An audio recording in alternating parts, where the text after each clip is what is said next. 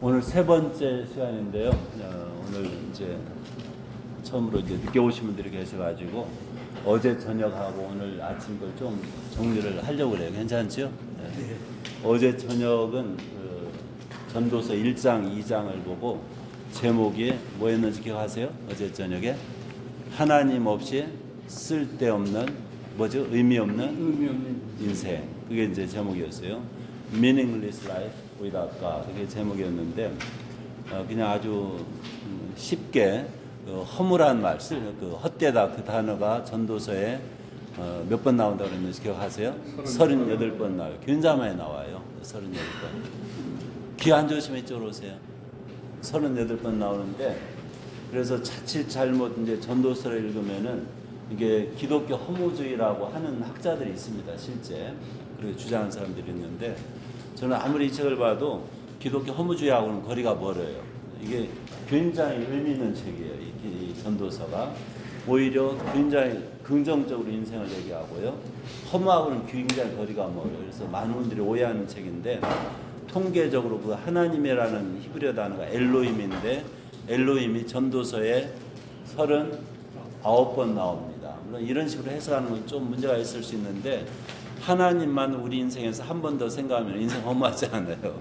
이런 해석은 우리가 별로 하지는 않아요. 그런데 무슨 말이냐면 우리가 이제 보통 인생을 살면서 하나님 없이 사는 사람들이 굉장히 많아요. 근데 우리가 아는 것은 인류 역사에 있어서 인간이라는 존재는 이 종교심이라는 게 있어요. 인류 역사에 있어서 미개한 종족에서부터 문명이 발달된 그런 집단까지 종교 심리가 있어가지고 신을 찾는 그런 마음이 있다고요. 그래서 그게 어떻게 된 건지 아무도 설명은 못하지만 인간에게 신을 찾는 그 마음은 똑같잖아요. 공통적인 현상인데 우리 이제 기독교인들도 역시 이제 그러한 종교 심리의 발동인지 아니면 무슨 이유인지 하여튼 종교인이 기독교인이 된 건데 그런데 종교를 표방하면서도 종교인이라고 하면서도 실제 하나님은 나의 보조 역할, 그러니까 내가 도움이 필요할 때 하나님 와서 도와주세요. 그런 심리 현상이 아닐까 싶어요. 기독교, 비기독교 할 것 없이. 근데 이제 어제 말씀드린 것은 하나님하고 함께 사는 인생은 뭐냐? 내 인생에서 내 인생이지만 하나님을 내 인생의 주연으로 모시는 것이 실제 신앙생활이다. 이런 얘기를 했잖아요. 근데 저는 이제 이 교회 다니는 분들도 보면은 하나님이 주연이 아닌 것 같아요. 많은 분들이. 하나님이 조연, 엑스트라, 아니면 단역 이 정도밖에 안 되는 것 같아요. 자기가 주연인 거예요. 내 인생의 주연. 그러니까 하나님 도움만 필요하면은 날 도와주면은 박수치고 그러는 거예요. 그러니까 어떤 사람들은 하나님을 협박해요.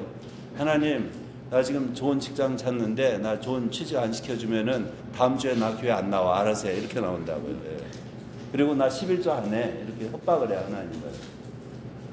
실제 제가 이제 만나는 우리 중국 사람들 중에 그런 사람들이 있어요. 실제로 토라져 가지고요 헌금도 안 해요. 하나님 그 돈 필요할까? 필요 없거든요. 그런데 그렇게 협박을 해요. 하나님 협박 안 통하거든요. 그러니까 하나님이 내 인생에 있어서 내가 하나님을 찾긴 찾는데 절대로 그분을 내 인생의 주연 자리에 세우지 않는다는 거죠. 그러니까 내 인생은 내가 주인이에요. 내가 주인공이고. 근데 그렇게 종교 생활하는 분들이 상당히 많아요. 만약에 하나님이라는 분이 별로 힘이 없고 능력이 없다면은 전 그게 이해가 돼요. 그런데 하나님이 그렇게 만만한 분이 아니거든요. 문제는 그게 이제 어제 얘기한 거고 두 번째는 이제 오늘 아침에 얘기한 건 3장 4장인데 제목이 뭔지 기억나세요? 시간과 영원 사이에서 중간에 이제 질문하고 중첩돼 가지고 저도 좀 산만하게 말을 했다는 생각이 드는데. 우리는 이제 시공간 안에 살거든요. 우리 인간들은 시공간 안에 사는데 영혼이라는 개념은 자칫 잘못 오해하면 우리가 시공간에만 살아가지고 시공간을 벗어난 개념을 얘기하기가 힘들어요. 이해하기가. 그래서 우리는 영혼이란 말을 들을 때 굉장히 긴 시간을 생각을 해요. 그런데 성경에서는 그렇게 영혼을 얘기한 적이 없습니다. 영혼은 시간 또는 시공간하고 완전히 반대되는 개념입니다. 그래서 영혼을 이해하려면은 시공간 없이 생각을 해봐야 하는데 그게 또 힘들어요. 우리는 이미 시공간 안에 time and space, we are limited in time and space. 그래서 영혼을 생각하는 게 힘든데 전도서 3장에 뭐라고 되냐면은 하나님이 인간을 지으실 때요. 우리 성경에는 영원을 사모하는 마음을 사람 마음속에 두셨다 그랬잖아요. 우리 번역인데 히브리어는 그 뜻이 아니고요. 하나님께서 불이 켜져 있죠, 그게? 녹음하는 거예요? 촌놈이라서. 하나님이 우리 마음속에 괜찮아요. 하나님이 우리 마음속에 영원을 두셨다 이렇게 되어 있어요. 영원을 두셨다. 그러니까 인간이라는 존재가 참 희한한 게요. 우리가 죽기를 거부해요. 인간은. 다른 동물들은 안 그렇다 어떤 수의학자 그러는데 우리는 죽고 싶지가 않아요. 왜 그런 마음이 있는지 여러분 이렇게 죽음이 내게 다가올 때 자연스럽게 받아들일 수 있는 마음의 준비가 혹시 되어 있어요? 왜요? 죽음이 싫어요?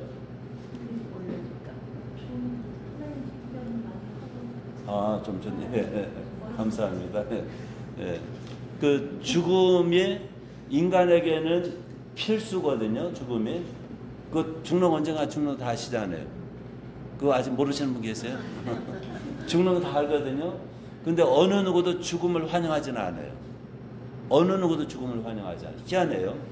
그러니까 인간에게 그것만 보더라도 인간이 영원을 추구하는 그 마음이 있어요. 그러니까 하나님이 그걸 두신 것 같은데 그럼 도대체 영혼이 뭐냐? 영혼은 이 시공간의 인생을 생명을 늘리는 게 절대 영혼이 아니에요. 근데 성경에서는 여기서 열어줘도 돼요. 맞죠? 저기 아빠 저쪽으로 오시는구나. 환영합니다. 나래씨 신랑 인사예요.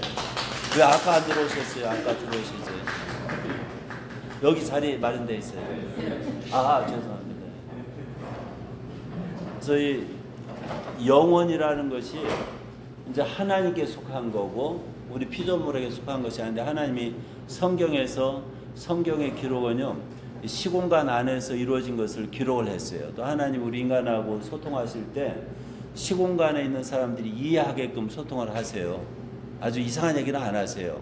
그러다 보니까 우리는 그 하나님 하시는 얘기를 듣고 시공간 안에서 뭔가를 누리는구나 이것만 생각을 하는 거예요. 그러니까 영혼이라는 개념이 이게 포착이 안 돼요. 그래서 아침에 우리가 그 장례식 때 부르는 노래 아시죠? 며칠 후 요단강 그 노래 아시죠? 그 장례식 때 18번 잘 부르는 노래거든요. 교회들이. 그런데 그 노래를 결혼식 축가로 불러도 문제가 있을까 없을까요? 제가 볼 때 문제가 없어요. 그런데 이제 우리 기독교인들은 가나안 땅에 들어가려면 요단강을 건너가는데 요단강 건너가는 것은 죽음이다 이렇게 생각해요. 가나안 땅은 천국으로 생각을 하고 그러니까 천국 가기 전에 죽어야만 천국이 시작된다 이렇게 생각해가지고 죽음은 또 두려워하는 거예요. 그러니까 며칠 후 장로님 그 노래 아시죠? 요단강 그 장례식에서 많이 들었죠? 그걸 따님 혹시 있어요? 결혼 안 했으면 제가 혹시 결혼식 축가를 불러드릴까요? 그래서 웬 저주냐 이렇게 나올 거라고요. 그게 결혼식 축가로 손색이 없는 그러한 제목이에요. 사실 내용인데 우리의 개념이 죽는 게 싫어가지고 죽어서 천국 가더라 그게 싫은 거예요. 그게 걸리는 거예요 마음에. 그러면 이제 우리가 정말 죽음까지 싫을 정도면은 영혼이 뭔지 이해하기가 힘들다는 거죠. 왜냐하면 우리는 그냥 이 시공간을 연장하는 것만 생각하기 때문에 그걸 복으로 얘기하고 근데 성경의 기록은 시공간 안에서 이루어진 걸 얘기하지만 실제는 영혼에 대한 기록을 가지고 있습니다. 그리고 우리 인간들이 하나님께서 우리에게 주시고자 하는 것은 영혼을 추구하라는 거예요. 영혼을 추구하는 것은 하나님과 같은 존재로 살아갈 수 있는 가능성이 보이는 거거든요. 그건 무한한 상승이에요. 인간으로서는. 그러니까 인간이 그걸 얻지 못하면은 동물하고 똑같아요. 사실은 우리 인간은. 동물로서 태어나서 동물로 죽는 겁니다. 그 하나님께서 우리에게 주시고자 하는 그 영혼을 얻지 못하면은 동물 인생으로 끝나고 그렇게 시작해서 그대로 끝나는 건데 그래서 이 영혼과 시간 사이에 우리가 이렇게 끼어가지고 between eternity and time and space 그게 우리 이제 기독교인들인데 그래서 어떤 때는 영혼을 추구한다고 말은 하지만은 실제는 시공간 안에 것만 추구하는 거예요. 여러분 한번 우리가 이제 교회 안에서 이루어지는 기도를 한번 내용을 한번 생각해 보세요. 불교도들 기도하는 거 들어보셨어요? 그들이 기도하는 걸 아세요? 이슬람 교도가 기도하는 걸 들어보셨어요? 유대교인들이 기도하는 거 들어보셨어요? 우리 기독교인들이 기도하는 거 들어보셨어요? 제가 볼 때 다 똑같아요, 내용이. 어떻게 생각하세요? 이슬람교 건강을 위해서 기도합니까? 안 합니까? 그 평화를 위해서 기도합니까? 안 합니까? 또는 뭐 경제를 위해서 기도합니까 안 합니까? 우리 기독교도 하잖아요. 애들 잘 되는 거 위해서 기도해야 안 해요? 이슬람교라고 안 하는 게 아니에요. 불교도라고 안 하는 게 다 해요. 그들도. 기도하는 건 모든 종교인들이 제가 할 때 거의 똑같아요. 그냥 똑같아요. 거의가 아니고. 그럼 우리 기독교인들이 뭐가 다르냐 이거예요. 다른 거 딱 하나 있겠죠. 예수 그리스도 이름으로 기도하는 거 돼요. 사인하는 것처럼. 그래 어떤 사람은 그래 이게 사인이 있으니까 이게 통한다 이거예요. 다른 데는 사인을 안 했으니까 통하지 않는다고 이렇게 얘기하는데 이 종교 통일을 요구하는 사람들은요. 그런 걸 우리가 9.11 이후에 인터페이스 프레어 미팅 있었죠. 미국에서. 그때는 그 모인 많은 종교의 사람들이 예수의 이름으로 기도하는 걸 제일 싫어합니다. 예수라는 이름은 배타적이에요.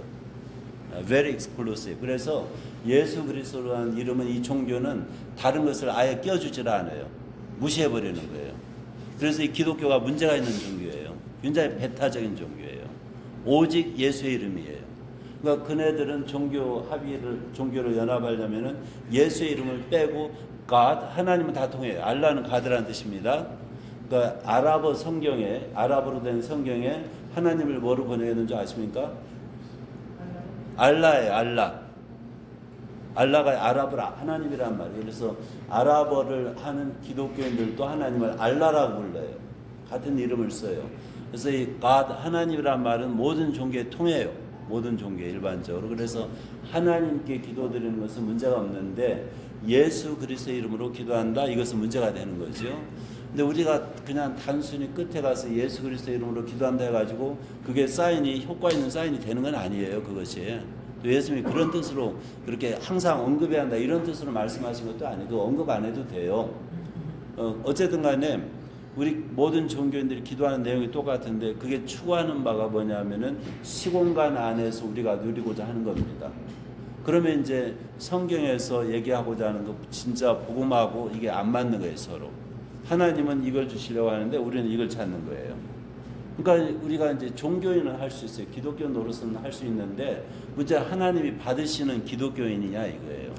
아닐 가능성이 큰 거예요. 그러면 하나님이 원하시는 게 뭐냐? 영원인데 영원 아주 쉽게 다시 돌아가서 말하면은 영원이라는 속성은 하나님의 것입니다. 하나님은 시공간이 없어요. 시작도 없고 끝도 없어요.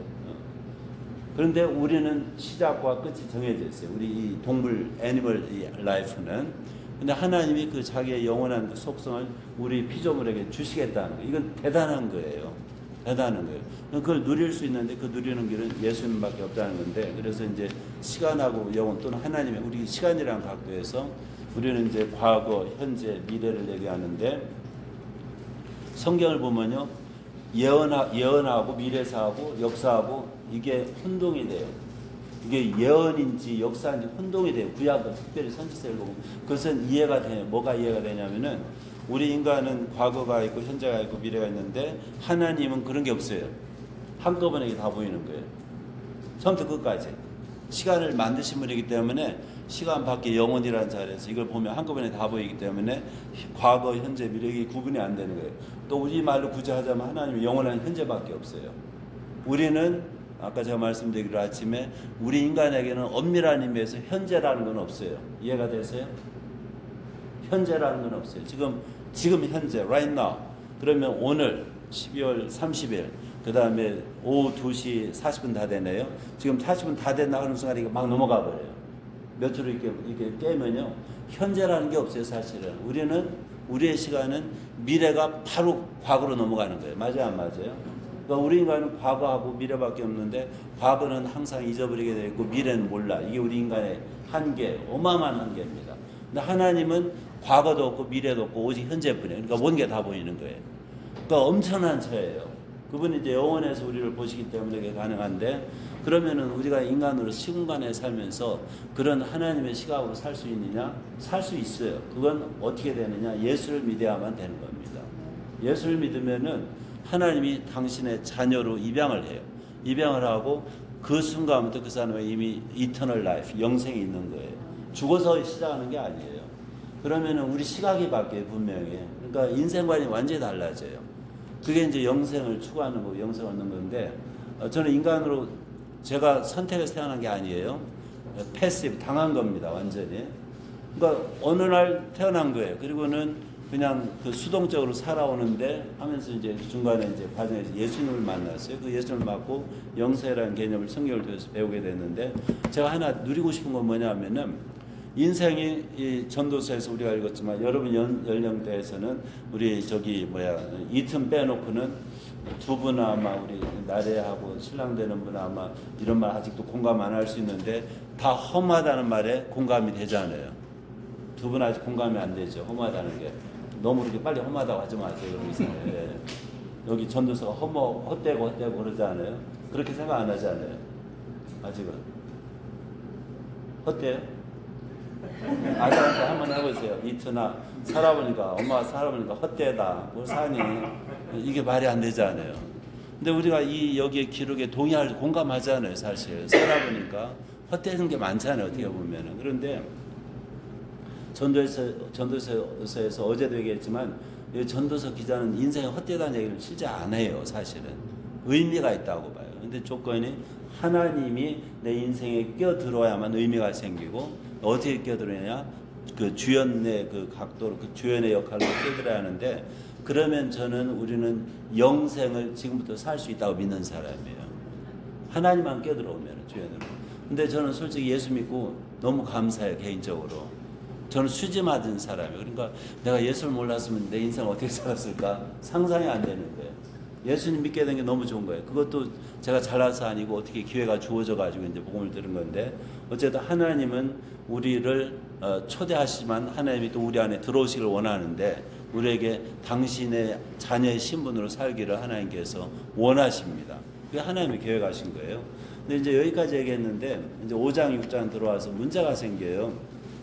실제 이 하나님이라는 분의 그 존재를 아까 아침에 백집사님 질문하셨나요? 그분의 영광, 임재 그런 식으로 얘기하면 되는데 체험하고 그분을 만나고 영어로 인카운터 한다고 할까요? 그런 경험이 눈에도 안 보이죠? 그렇지 않아요? 그 다음에 우리가 이렇게 얘기하는 것처럼 항상 얘기하는 것도 아니고 그런데 그러니까 하나님하고의 communication between humans and God 이것이 하나님과의 소통이 일반적으로 어렵다고 생각을 하시죠. 그래요, 안 그래요? 근데 저는 생각이 좀 달라요. 이 커뮤니케이션을 얘기할 때 하나님하고 소통하는 것이 제일 쉽다고 저는 봐요. 실제 인간하고 소통하는 것이 그리 쉬운 건 아니에요. 여러 가지 여러분 일단 우리가 이제 미국에 사니까 언어 때문에 소통에 곤란을 겪은 적이 있어요, 없어요? 있잖아요. 저는 더 많아요, 여러분보다. 왜냐하면 언어를 바꿔 살다 보니까 언어 때문에 많이 울었어요, 저는. 예. 언어가 이게 같은 언어를 하는데도 저는 집에서 안 하고 한국말 하는데 어떤 때는 소통이 안 돼요. 예. 소통이 안 돼요, 어떤 때는. 저도 한국말 잘하거든요. 이 정도면 잘하지 않아요? 그리고 어떤 때는요. 이게 들리는 게 실제 들리는 게 다른 말로 들리는 현상이 있더라고요. 저는 이제 언어에 관심이 있으니까 이제 항상 이제 이런 걸 주의 깊게 관찰하는데 우리 애들이 어렸을 때 예를 들어서 야 와서 공부해라 집에 들어와서 공부해 그러면 애들은 그게 밖에 가서 놀아도 돼 이렇게 들리나 봐요. 실제로 자기가 하고 싶은 거로 들리나 봐요. 그런 현상이 있는 것 같아요. 그런데 우리 기독교인들도 하나님 말씀 읽을 때 그런 식으로 들려요. 네. 하나님이 이렇게 말하는데 그게 안 들려요. 아는 것 같은데 성경 구절도 외우는데 딴 생각하는 거예요. 네. 그러니까 이 커뮤니케이션이라는 게 그렇게 단순한 건 아닌데 같은 언어일지라도 커뮤니케이션이 된다고 보장 못해요. 제가 더 구체적인 얘기, 이건 재미난 얘기, 그냥 쉬운 얘기입니다. 한 30년 전에, 33년 전에 제가 이스라엘에서 공부할 때 저희 장모님하고 장인어른하고 막내 처제하고 3명이 왔었는가? 저하고 제 아내하고 우리 아들 넉 달 된 애하고 아들 배 싸고서 이스라엘에서 출발해서 이제 이태리로 이렇게 유럽 여행을 갔어요. 프랑스까지. 그랬는데 이태리에 갔더니 우리 장모님이 저한테 사위한테 구두를 사주시겠대요. 저는 새 걸 별로 안 좋아해요. 해아래 새 것이 없는데 뭐 그거 새 걸 안 좋아하는데 구두를 굳이 사위한테 사주시겠대요. 그래서 그 이태리가 가죽 제품이 유명하잖아요. 그래서 들어갔어요. 사주시겠다는 어쩔 수 없이 이제 끌려 들어가서 제가 이제 언어가 통하니까 이제 했죠. 그랬는데 이 장사꾼이 하는데 저희 장모님이 제가 못마땅한 것 같아요. 영어도 못해요 이분이. 나오래요. 그러면서 어떻게 소통하더니 싸게 후려치더라고요. 그야말로. 근데 그분 영어가 하마치가 뭔지 아세요? 일본말 아닙니다. 영어입니다. 우리 장모님 영어. 하마치. 아. 네, 통역 잘하시네. 하마치밖에 몰라요. 하마치. 그게 하마치가 일본식 영어인자 하우마치를 그렇게 해가지고 저보다 소통을 더 잘하시는 거예요. 그러니까 사이가 하는 게 못마땅해가지고 나오라 해가지고 당신 하시는데, 근데 저는 그런 생각이 들어요. 장사도 돈 벌어야지 왜 깎고 이런 생각이거든요. 근데 저희 장모님은 이제 그러면 안 된다는 거죠. 거래를 흥정을 해야 한다는 거죠. 그리고 말도 안 통하는 분이 그게 소통이 되는 거예요. 그런 걸 보면은 이게 소통이라는 게 언어만 있어도 되는 것도 아니고요. 그러니까 하나님은요, 언어라는 점에서 볼 때 하나님 모르는 말이 이 세상에 있어요, 없어요? 또 하나님은 7일 24시간 근무하십니다. 그리고 동시다발적으로 가능해요, 이게. 그분하고 소통하기가 제일 쉬워요. 그분하고 소통하기가. 저는 이걸 제가 그냥 믿음으로 얘기하는 게 아니고 실제 그래요. 문제는 뭐냐면요, 우리가 하나님하고 소통을 우리가 안 된다고 미리 믿는 거예요.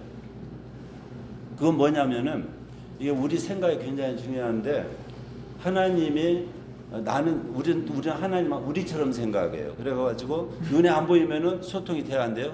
out of sight, out of mind잖아요. 그러니까 하나님 눈에 안 보이니까 소통이 어렵다고 생각해요. 그렇게 일단 생각을 해요.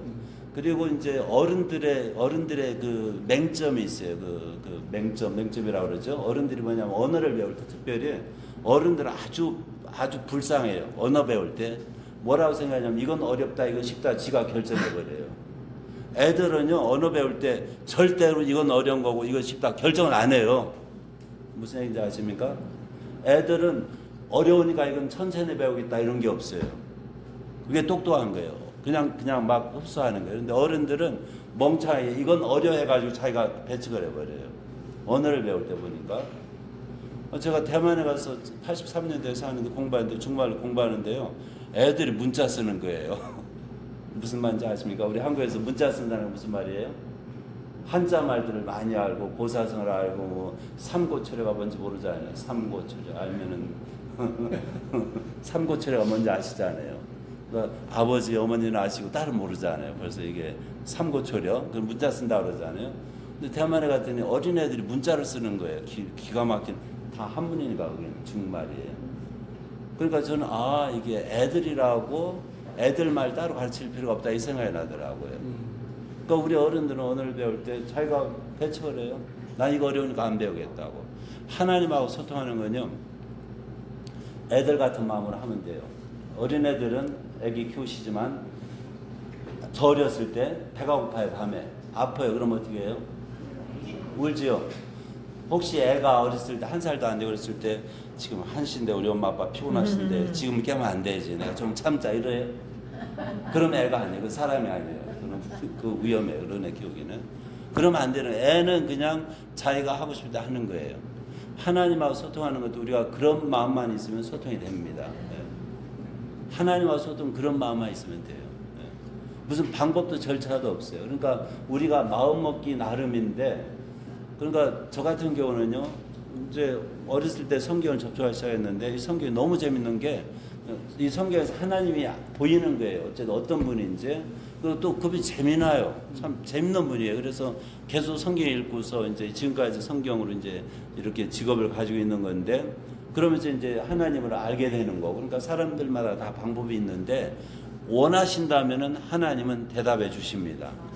그러니까 우리한테 달려있어요. 그것은 소통은. 그러니까 하나님하고 소통이 어렵다고 절대 생각하시면 안 돼요. 그래서 오늘 이제 하나님하고 돈 사이인데, 근데 이제 문제가 있어요. 또 하나 문제는 뭐냐면은 현대인들을 보면은 하나님의 간섭을 싫어해요. 하나님의 간섭을. 어젠가도 제가 프랑스 혁명 얘기를 한 적이 있는데, 이게 이 계몽운동 이런 게 이제 유럽에 시작되면서 그 사람들의 계몽운동, 그 다음에 프랑스 혁명 이런 것들이 배경이 가만히 보니까 그 종교의 간섭을 싫어하는 그런 심리에서 나온 것 같더라고요.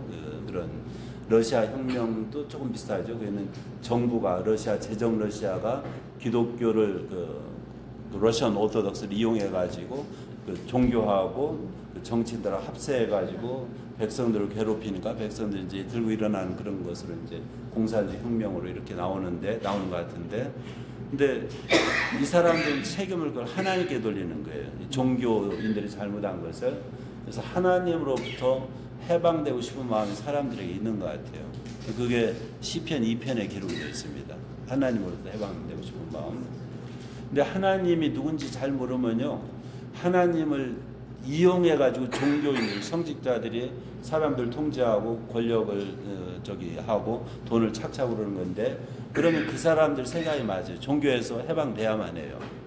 하나님이 없다면은. 그런데 문제, 하나님이 실존하시는 분이라면은, 또 하나님이 정말 우리 인간에게 좋으신 분이라면은, 하나님으로부터 해방은 바로 죽음입니다. 그걸 우리가 염두를 해 두셔야만 해요. 하나님으로부터 해방되는 게 그게 살 길이 아니고 주는 길이에요. 근데 저는 오늘날 이 현대 사회를 보면 걱정되는 게, 일반적으로 이제 하나님으로부터 해방을 그쪽으로 가거든요. 기독교까지도 심지어는 하나님 없이 우리끼리 살아보자 이런 주의인데, 이게 더 행복하진 않잖아요. 실제로 가정들이 깨지고요, 애들인지 뭔지도 모르겠고요. 제가 볼 때 위험한 세대, 무서운 세대, 또 폭력은 더 늘어나죠. 범죄는 더 늘어나죠. 절대로 안전한 사회가 아닙니다. 맞아요, 안 맞아요? 이게 절대로 안전한 사회가 아니에요. 경제적으로 좋아지느냐? 아니잖아요. 그것도 아니잖아요. 지금 다들 어렵잖아요, 형편도. 그래서 하나님 없이 사는 게 굉장히 위험한데, 사람들이 하나님을 알고 싶어 하지도 않고요, 하나님을 찾지도 않고요, 또 하나님 찾았다 하는 사람들은 피하려고 하고요. 그런 문제가 있어요. 근데 그 원인 중에 하나는 하나님보다 매력적인 게 있어서 그래요. 이 세상에는 하나님보다 우리 마음을 더 끄는 게 있어요. 그 중에 넘버원이 뭔지 아세요? 1번이 돈입니다. 그걸 하나님 아들 예수님이 간파했어요. 그래서 예수님이 세상에 오셔가지고, 그러니까 누가복음 16장 읽었는데, 그 마태복음 6장인가 그게 똑같은 내용이 나오는데, 예수님 말씀에 하나님 경쟁 상대가 있어요. 땅에는 하나님 경쟁 상대가. 이사야 같은 데 보면은 우상들이 하나님 경쟁 상대인데, 그건 게임이 안 돼요. 상대가 안 돼요, 하나님하고. 그 우상들은 상대가 안 되는데, 이 굉장히 독한 경쟁 상대가 바로 돈입니다. 사람들이 돈에 대해서는 굉장히 매료돼 있어요. 돈의 위력을 알아요. 한번 하나님하고 비슷한 게 세상에 있는지 한번 얘기해보고 생각을 해보세요. 저는 하나님하고 가장 비슷한 게 돈이라고 봐요. 제 돈에 대해서 이제 생각해보면은 money is powerful, almost powerful, almighty. 그렇죠? 우리 하나님은 성경에서 뭐라고 말해요? God is almighty. 그렇죠? almighty God. 전능하신 하나님이죠. 돈은 money is almost almighty. Is that right? 거의 전능한 게 돈이에요. 그러니까 우리가 하는 얘기가 유전무죄, 무전유죄. 그게 무슨 말인지 모르죠. 돈이 있으면 죄가 성립이 안 되고, 돈이 없으면은 죄인이 되고. 무슨 말인지 알겠어요? 사법에서, 주디셜 시스템에서 내가 돈이 있어서 변호사 잘 산다 하면은 돈이 있으면 이제 해결이 되는 거죠. 그러니까 이 돈이 굉장히 파워풀해요. 그 다음에 돈이 어때요? 정직해요. money is honest. 돈이 굉장히 정직해요. 제가요, 이렇게 잘생기고 머리도 훤한데 비행기 타면은 1등 칸에 안 태워줘요. 그래서 나 이렇게 멋있는데, 나 교육도 많이 받았는데 왜 1등 칸에 안 태워줍니까? 답은 간단해. 뭐죠? 돈만 더 내. 돈이 그렇게 정직해요. 여러분, 한국에는 노인들을 위한 좌석이 있잖아요. 비행기 안에 노인 위한 좌석이 있습니까? 없습니까? 왜 없어요, 그것은요?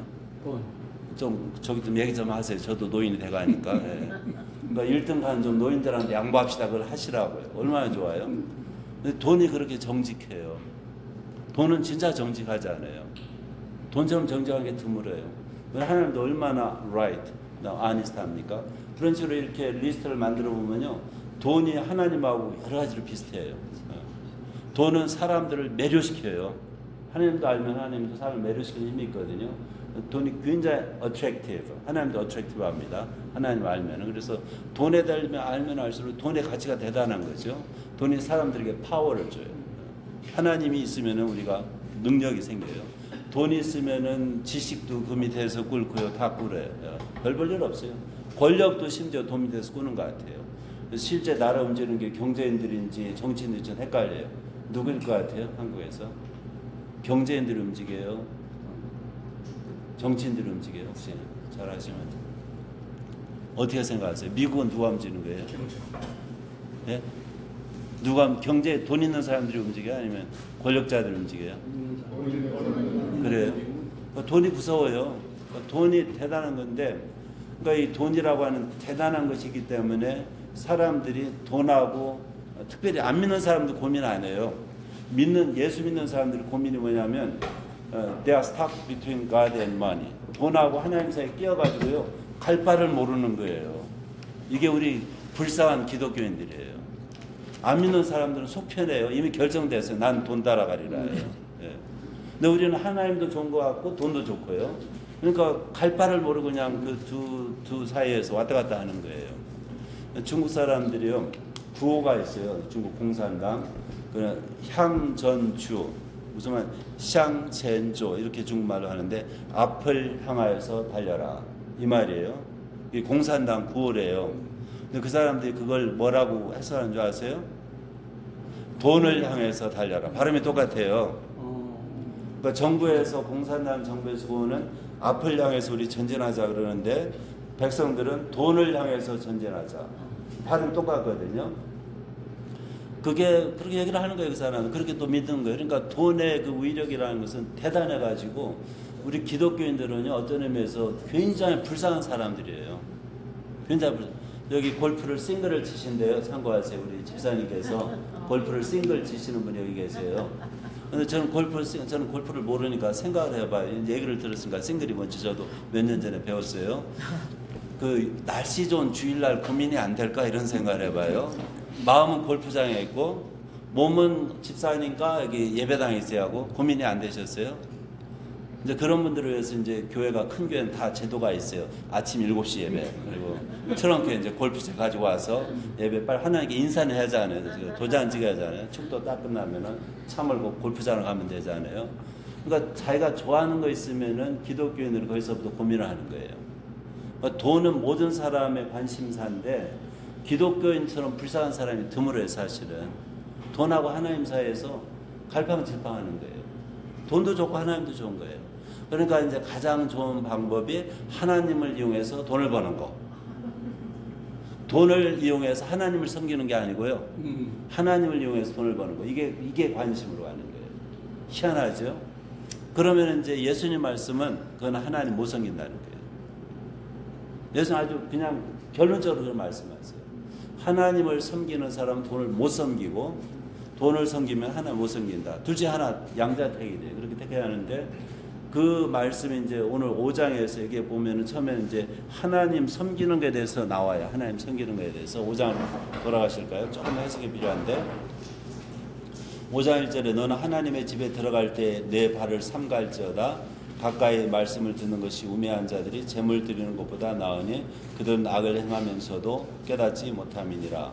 여기 하나님을 섬기러 이제 하나님 집에 들어가잖아요. 그런데 여기 뭘 언급했어요? 말씀 듣는 게 있고 또 뭐가 있어요? 재물 드리는 게 있잖아요. 재물은 영어로 이제 sacrifice. 재물은 레위기 1, 2, 3장 이런 데 보면요. 4, 5장 이런 데 보면은 옛날 사람들은 이스라엘 사람들은 재물을 바칠 때 뭐로 바쳤죠? 애니멀. 소가 있고요. 그 다음에 양념소가 있고요. 뭐 비둘기도 하는 사람 이런 게 있잖아요. 아니면 곡물. 이게 다 돈입니다. 다 돈이에요. 그러니까 저는 옛날 이스라엘 사람은 태어나지 않은 게 감사한 게 지금 하나님 섬기는데 돈이 많이 안 들어요. 다행히. 근데 옛날 사람들 많이 들었어요. 죄를 지으면은 속죄제, 속건제가 있잖아요. 그건 필수예요. 그냥 부지 중에 알지 못하고 죄를 지으면은 속죄제를 하는데 이제 제사장이 지면은 소를 드리라고 해요. 비싸잖아요. 그러니까 돈이 많이 들어요. 그러니까 지금 그런 식으로 시행하면은 죄를 질 때 용서받고 싶으면은 너는 죄가 무슨 죄야? 해가지고 물어가지고 큰 죄면은 넌 100만 불 가져와. 그럼 용서해줄게. 이거 비슷한 거예요. 돈으로 생각하면은. 저는 그런 거 보면은 참 하나님 이상한 제도를 만들으셨는데 오늘날도 교회 재정 걱정 없겠다. 죄에 따라서 죄의 그 질에 따라서 부인 한 번 때린 죄는 1000불 이렇게 부인한테 욕한 죄는 뭐 2000불 뭐 그렇게 하면 돈이 이제 교회 수입이 생길 거 아니에요. 용서를 받고 싶고 그게 가능하다는 얘기인데 하나님 이상하게 왜 그렇게 재물을 굳이 바치라고 하셨을까? 희생 재물을. 그러니까 사람들이 돈을 좋아하니까 그 돈을 축내게 하시는 것 같아요. 하나님이 쇠고기 잡수신 거 안 잡수십니까? 예? 하나님이 고기 잡수세요 안 잡수세요? 예? 하나님 스테이크를 드세요 안 드세요? 안 드신다고요. 실제 안 드세요. 근데 마치 우리가 화제라고 번역한 단어가 있어요. offering by fire, 화제, 불화자. 번역이 잘못되어 있어요. 그것은 제밥이라는 뜻이에요. 제물이라는 뜻이에요. 이번에 이슈라고 그러는데 우리 하나님께 제밥을 드리는데 하나님이 그런 제물의 밥을 드시느냐 이거예요. 제사 드릴 때 밥들 안 드시거든요. 그런데 왜 그렇게 그런 걸 애꿎은 동물을 죽여가지고 태우라는 거예요. 제가 볼 때 그 이유 중에 하나는 너희들 돈 한번 축내봐라. 나를 섬기는데 너희들이 돈을 좋아하는지 나보다 돈을 좋아하는지 돈보다 나를 좋아하는지 내가 한번 봐야겠다 이거예요. 그러니까 돈을 내리는 거예요. 돈을 가지고 사람이 정말 하나님을 사랑하는지 안 하는지 측정할 수가 있어요. 인간관계도 그렇지 않아요? 사람이 친구관계, 남녀가 사귈 때 어디에서 저 사람이 진짜 나를 좋아하고 내 정말 친한 사람인지 나를 사랑하는 사람인지 알려면은 이제 결혼해서가 이제 끝났어요. 돈을 나를 위해서 쓸 마음이 있는지 없는지 그거 보면 다 나와요. 그렇지 않아요? 그러니까 예전에 이제 서로 연애할 때에 이제 남편분이 그때 남자친구가 나 너 사랑한다 그랬는데 그럼 나 오늘 스테이크 먹고 싶은데 좀 가자 그러면은 스테이크는 건강에 안 좋아. 요즘에 채식 먹지 뭐 스테이크야. 그렇게 하면은 끝나는 거예요. 그때는. 돈을 쓸 마음이 없으면은 사랑이 없는 거예요. 그러니까 돈이라는 게 그만큼 영향력이 있는 거거든요. 하나님이 이스라엘 백성한테 너희가 마음을 다하여 그다음 뭐죠? 정성 뭐예요? 우리말로 목숨을 다하여 그다음에 뜻을 다하여 하나님 너희 하나님 사랑하라. 이게 슈마 이스라엘이라고 이스라엘 유대인들이 해당에서 제거할 때 가장 중요한 우리 주기도문 같은 거예요. 너는 마음을 다하고 목숨을 다하고 뜻을 다하여 그 목숨이 네페시입니다. 그냥 목숨 다해서 하나님 사랑하는 거예요. 그러니까 하나님은 자기를 섬기는 사람이요 파트타임 크리스천이라는 개념은 없어요. 크리스천은 풀타임이다. 풀타임 크리스천. 목숨 다하고 하나님 사랑하지 않으면 하나님이 안 받으십니다. 그러니까 예수 믿으려면 제대로 믿고 안 믿으려면 안 믿는 게 나아요. 괜히 돈하고 하나님 사이에서 고민하실 필요 없어요. 저는 세상 안 믿는 사람들 진짜 편하다고 봐요. 고민 안 해요. 그 사람들은. 돈 있고 하나님 있다. 뭘 선택해요? 끝났어요 이미. 돈. 끝났어요 이미. 근데 우리는 그게 아니잖아요. 우리는 돈도 좋아해요. 여러분 돈 좋아하세요? 안 좋아하세요? 전 좋아해요. 여러분 안 좋아하는지 모르겠는데 하나님 좋아요? 안 좋아해요? 좋아요. 그러니까 둘 다 좋아하니까 이게 문제인 거예요. 삼각관계에 빠진 거예요 우리가. 그러니까 하나님이 결단을 요구하는 거예요. 너 돈 택할래? 나를 택할래? 그러니까 너는 마음을 다하고 목숨을 다하고 목숨 이것도 쉬운 게 아니거든요. 세 번째가 뭐라고 번역했어요? 뜻을 다해 그랬어요. 그건 여러분이 한글을 읽든 영어를 읽든 여러분 이해를 하시는데 저는 이제 히브리어로 이제 원어를 읽는 사람이기 때문에 오랫동안 이해가 안 됐어요. 신명기 6장에 뜻을 다하여서 하나님을 사랑하라. 뜻을 다해서 이게 무슨 뜻인가 이해가 안 됐는데 왜 이해가 안 되냐면 그 히브리어가요 원래는 부사로 쓰이는 단어입니다. 그러니까 너의 무엇을 다해 이렇게 할 때는 부사가 아니고 명사야거든요. 체언이라고 하죠. 너의 메오드라는 단어인데 메오드가 우리말 매우하고 똑같아요. very 영어로 너의 very를 with your very 이게 말이 안 돼요. 문법적으로 you shall love your God with your very 마치 그 very요. 말이 안 되잖아요. 그 단어가 그렇게 써요. 부사로. 그래서 이게 오랫동안 이해가 안 됐어요. 그래서 고민을 해서 이게 도대체 우리말은 이렇게 뜻 뭐 영어에서 뭐 이렇게 번역했는데 이게 도대체 무슨 말씀인가 이해가 안 됐는데요. 옛날에 유대인들이 그 아람어로 번역하는 성경이 탈굼이라고 그래요. 헬라어로 번역은 셉튜아진트라고 그래요. 70년이라고 그러고 탈굼이 몇 개가 있어요. 번역본이 굉장히 오래된 겁니다. 2000년 예수님 전부터 번역을 했어요. 근데 그걸 이제 열어봤어요. 이제 아람어 성경을 탈굼을 제가 열어보서 후회했어요. 여러 해 전인데 그리고 여러 개 탈굼을 봤어요. 그 아람어 번역본을 옛날 거죠. 후회한 게 뭐냐면은 아찔해요. 뭐라고 써있는지 아세요? 그게 일종의 번역하는 사람은 일단 해석이 필요해요. 번역은 해석이거든요. 일종의 뭐라고 번역했냐면은 베아프타 베홀 메오데카 이게 히브리어인데 너는 너의 모든 메오드를 가지고 하나님을 사랑하라 그렇게 됐는데 아람어 번역에서는 너의 모든 마몬을 가지고 내 하나님 여호와를 사랑하라. 마몬이 뭐예요? 여러분 아람어를 어떻게 하세요? 에라메 그것은 히브리어가 아니에요. 아람어야. 에레빅이 아니고 아랍어가 아니고 아람 에라메 시리아 옛날 시리아 말 아람어인데 그 그게 마몬입니다. 영어에서 지금 메모니즘 이렇게 쓰지 않아요. 옛날에 그리스어 성경에도 그게 기록이 되어 있어요. 헬라 성경에도. 그래서 그 말이 돈이 얼마나 매력적이었으면 여러분이 마몬이라는 아람어까지 아시잖아요. 제가 깜짝 놀랐네요. 마몬이라는 단어도 아시는데 유대인들이 그렇게 옛날부터 해석을 했는데 근데 그 말의 해석을 보니까 이해가 돼요.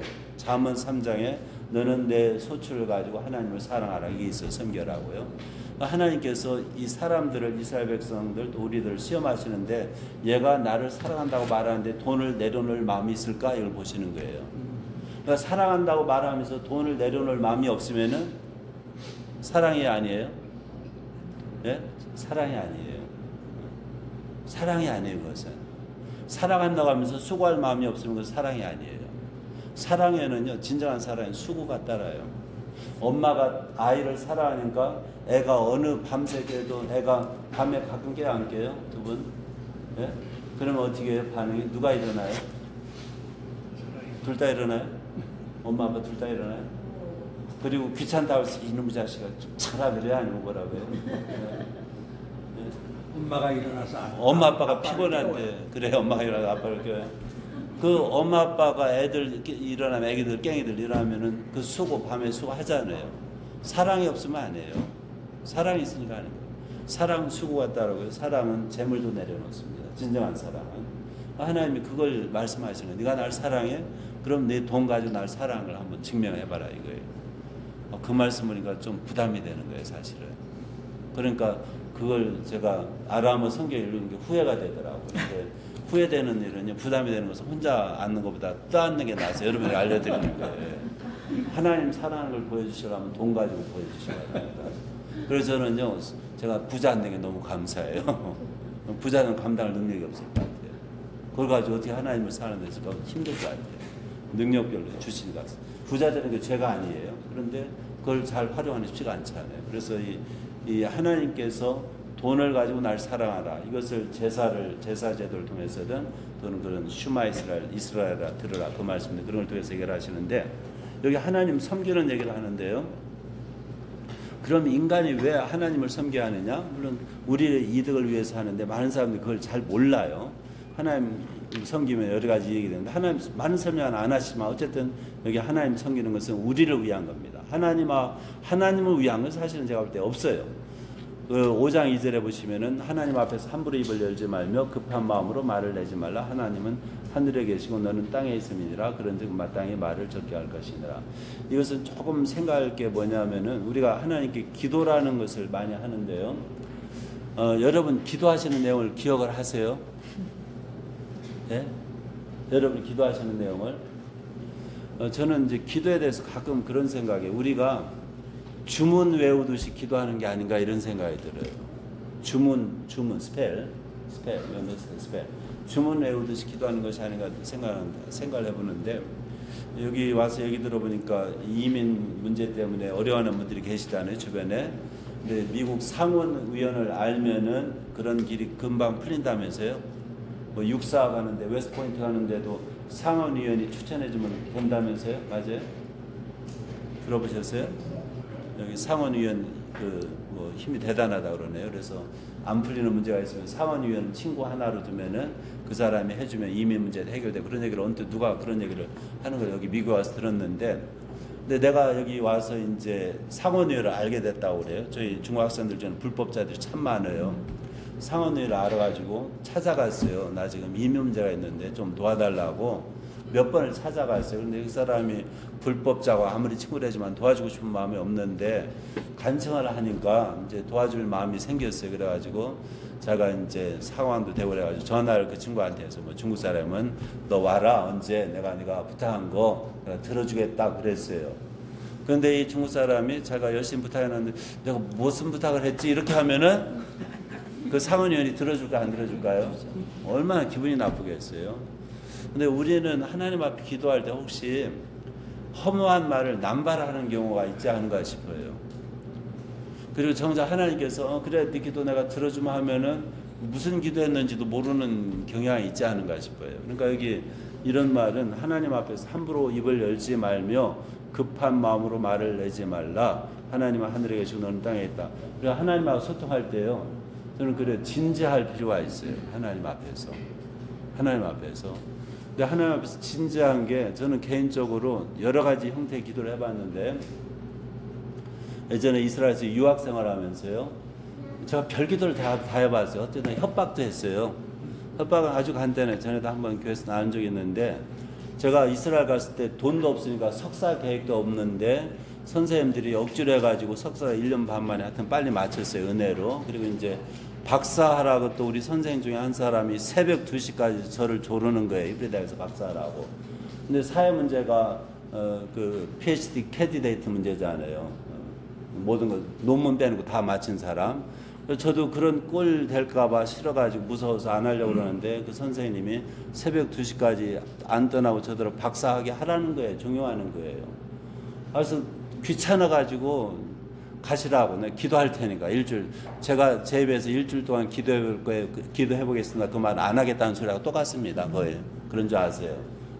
빨리 가시라 나 잠자겠다 이 말이죠. 그런데 어쨌든 근데 기도를 했어요. 그리고 하나님께서 저한테 이스라엘에서 계속 남아서 공부하라나 보다 이렇게 생각해가지고 그때부터 하나님한테 협박 기도를 했어요. 무슨 협박 기도냐면 하나님 내가 당시 아버지라고 그러는데 아버지가 경제적으로 능력이 있으면요 자식 공부하라고 하면서 돈 안 대주는 경우는 없는 것 같더라고요. 그러니까 당신이 내 아버지니까 내가 뭐 여기서 장학금은 다 이미 확보된 거 그러니까 생활비 조금 필요한데 핀란드 사람들 일하면서 집도 공짜로 받고 또 천불 월급 받고 그랬거든요. 그러니까 돈 조금만 더 필요하니까 나 사치스러운 생활 안 할 거니까 돈 조금만 보태주시라. 만약 그거 할 자신 없으면 우리 그만둡시다 그랬어요. 제가 그게 기도입니까 아닌가 그러면. 저는 이제 하나님하고 관계를 제가 경험한 바가 있기 때문에 그렇게 기도해도 아무 상관이 없는 거예요. 하나님이 내 아버지인데 아니 말로 부자 아버지들이 자식들 교육시키잖아요. 그리고 제가 원해서 공부하는 게 아니잖아요. 하나님이 아무개를 통해서 저한테 협박을 하는 것 같더라고요. 그러니까 저는 기도가 당신이 그러면 돈을 대주시고 내가 사치 안 하겠다. 만약에 마음이 안 대주면 나는 그냥 손 들고 가겠다. 이게 우리 어머니 노인 모시겠다고 이렇게 이제 협박을 하니까 하나님이 자존심이 세시잖아요. 그래가지고 그 돈 없어서 너 교육 못 시켰다 그 소리 듣기 싫어가지고요. 열심히 대주시더라고요. 하여튼 간에. 어떤 데 하나님 하시는 게 좀 얄미워요.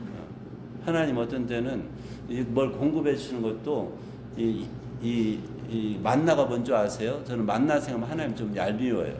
하나님이 40년 안 썩는 음식을 줄 수 있어요? 없어요? 그럼 자기도 편하고 이스라엘 사람도 편하고 그런데 왜 굳이 하루하루 그것도 또 금요일은 또 이틀분도 챙겨주시하고 또 일요일에 잊지 말고 안 보내주고 얼마나 신경 쓰이는 일입니까 그걸. 하나님이 그렇게 이스라엘 백성 훈련시켜요. 하루하루 하나님 의존하는 것을 가르치려고요. 그래서 저는 실제 이스라엘에서 그런 기도했어요. 하나님이 그렇게 공급해 주시는 걸 체험하니까 하나님 좀 째째하시네요.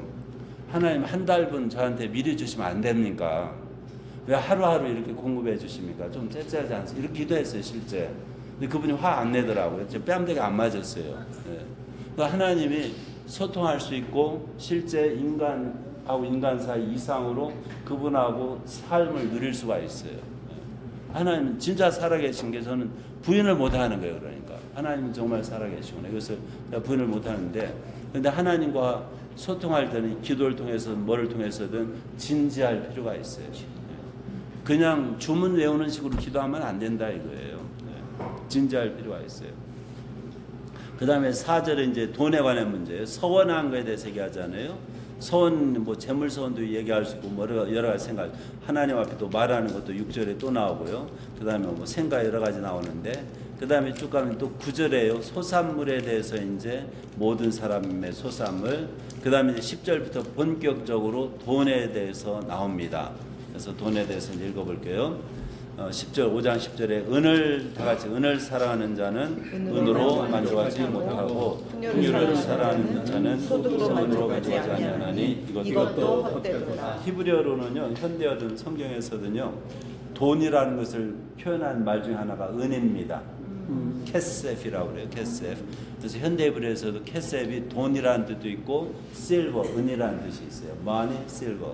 제가 볼 때 여기에서는 실버보다는 돈이 더 정확해요. 더 적합한 것 같아요. 그래서 돈을 사랑하는 사람, 돈으로 만족하지 못하고 저는 이 말이 옳다고 봐요. 여러분도 동의하실 수 있지 않아요? 돈을 가지고 만족하는 사람이 얼마나 있는지 모르겠어요. 그래서 저는 이 돈에 대해서 제 성경에서 제가 배운 것을 좀 이따 얘기하겠지만은 돈이라는 것은요, 이 부자라는 것은 제가 성경에서 배운 그 부유가 뭔지 저는 아주 간단해요. 일반인들은 부유라고 하는 것은 많이 소유하면 부자라고 생각하잖아요. 저는 그걸 절대 안 믿습니다. 저는 이제까지 제가 착각인지 모르지만 제가 살아오면서 저보다 부자인 사람을 만나본 적이 없어요. 나보다 내가 대단한 부자인 거 아세요? 나래야. 부자로 안 보여요? 대물은 일반적으로 부자로 굶어 죽는 일 없다고 그래요, 한국 사람들이. 내가 어마어마한 부자인데 제 아내가 하는 말이 있어요. 지가 부자야, 지 아버지가 부자지. 이런 말을 했어요. 처녀 때. 똑똑한 여자예요, 저 여자. 예.